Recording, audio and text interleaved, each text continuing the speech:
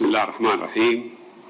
Your Excellency, Secretary Rubio, Secretary of State of the United States of America, Your Highness, Your Excellencies, Ministers of Foreign Affairs of the Gulf Cooperation Council states, Your Excellency, the Secretary General of the GCC, distinguished guests, Assalamu alaikum wa rahmatullah wa barakatuh. On behalf of the Gulf Cooperation Council, it is my pleasure to welcome His Excellency Secretary Rubio to the Kingdom of Bahrain. And I start by conveying the greetings of His Majesty King Hamad bin Isa Al Khalifa, King of Bahrain, and of His Royal Highness Prince Salman bin Hamad Al Khalifa, Crown Prince and Prime Minister, along with their wishes for a successful meeting. Secretary Rubio, this is a critical time for the region. The attacks against our countries tested us in ways we had hoped never to face. Yet, they also revealed the strength of and resilience of our societies and the effectiveness of our institutions and defense forces in protecting lives and preserving stability. While physical damage can be repaired, the impact extended beyond infrastructure. Our citizens endured uncertainty and disruption of the peace and security that defined our region. These experiences have only strengthened our resolve to ensure that such attacks are never normalized, and to work with our partners to reinforce the foundations of enduring peace, security, and stability for future generations. It is in that spirit that we come to today's meeting. After the grave challenges we faced, today we see a glimmer of hope for our region and the welcome diplomatic efforts resulting in an end to hostilities, with the signing of the Memorandum of Understanding between the United States and Iran, supported by the mediation of Pakistan and Qatar, and the restoration of free and secure navigation through the Strait of Hormuz. In this regard, we welcome the announcement by Oman of a temporary maritime corridor for vessels wishing to transit through the strait. While this progress is encouraging, it is critically important that Iran fully adheres to its obligations, including under the MOU. Alongside preventing Iran from acquiring a nuclear weapon and preserving freedom of navigation, lasting regional security requires a definitive end to missile and drone attacks, ceasing support for militias, and halting interference in the sovereignty of our states. It is equally important to ensure that the consequences of those attacks are addressed, consistent with United Nations Security Council Resolution 2817. Mr. Secretary, Your Highness, Excellencies, the Kingdom of Bahrain values the depth of its partnership with the United States, embedded in the Comprehensive Security Integration and Prosperity Agreement, CCPA, as a framework for cooperation in security, the economy, and technology. And we propose expanding the horizons of this partnership to serve the stability and energy security of our region. As we advance our partnership, we reaffirm a core GCC principle. Our security is indivisible, and a threat to one GCC state is a threat to all. This principle, enshrined in our joint defense agreement, remains the cornerstone of our cooperation with partners, foremost among them the United States. Our agenda today also addresses key regional priorities, including the unity, sovereignty, and stability of both Syria and Lebanon, and advancing peace in Gaza through the word of peace in support of a just and comprehensive peace. Dear colleagues, in advancing their strategic choice of peace and good neighborliness, the GCC states look toward a new chapter for our region founded on respect for sovereignty, international law, and the protection of international waterways, in partnership with the United States to advance peace, security, and prosperity for all peoples of the region. Secretary Rubio, I welcome you once again, and I look forward to our discussions on how together we can build a more secure, stable, and prosperous future for our region. Thank you.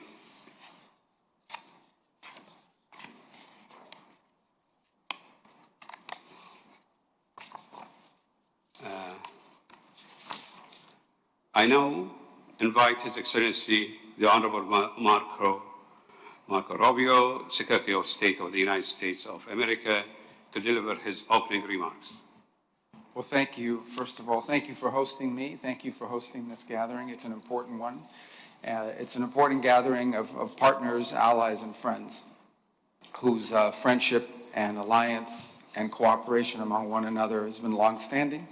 As I look around the room, I see countries we've worked with very closely now for decades on a variety of issues, but all driven towards a common purpose, and that is the stability, the security, and the prosperity, not just of the region, but also of the United States and ultimately of other countries around the world.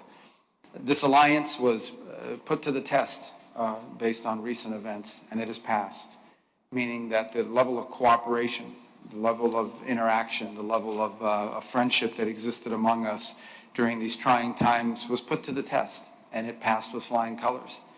I have undertaken this trip here today, first and foremost, to express my gratitude and appreciation for all of the cooperation and all of the help that we were given and all the things we were able to do together.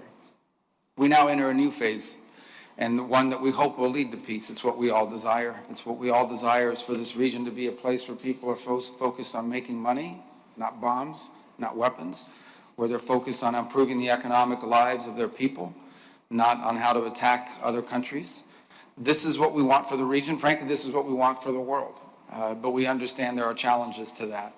In that vein and in that context, the United States, with the help of some gathered around this table here today, are going to pursue the opportunity to enter into constructive dialogue and hopefully agreements with Iran.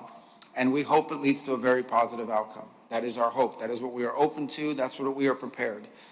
Particularly if Iran makes the decision that instead of being a revolutionary movement that seeks to export its ideology into other countries, they're now interested in being a nation state that focuses on the well-being of their own people. If this is what they want for their future, the United States is prepared, alongside with all of you, to work to make that possible, despite our differences from the past.